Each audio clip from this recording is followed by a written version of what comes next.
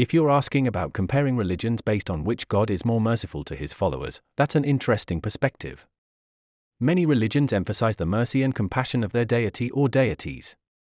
For instance, in Islam, Allah is described as the most merciful, Ar-Rahman, and the most compassionate, Ar-Rahim. These attributes are foundational in the faith, as seen in the opening verse of the Quran and throughout the text. Forgiveness is promised to those who sincerely repent. In Judaism, God's mercy is also central, particularly in the teachings of the Torah and the Psalms. The idea of God's loving-kindness, chaste, and his covenant of mercy with his people is repeated in Jewish texts. In Hinduism, certain deities, like Vishnu, are often seen as merciful and protective, ensuring the balance of righteousness and offering salvation to those who worship with devotion.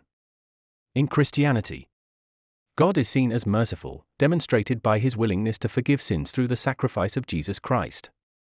The Bible speaks of God's mercy often, particularly in passages like Ephesians 2 verses 4-5, where it says, "But God, being rich in mercy, because of the great love with which he loved us, even when we were dead in our trespasses, made us alive together with Christ." In all these religions, the focus is not on comparing which God is more merciful, but rather on understanding the unique ways each faith expresses God's compassion and forgiveness.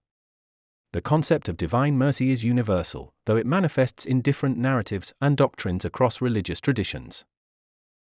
Choose what you want, but know your end is what matters. Jesus is Lord and King. The only way to God,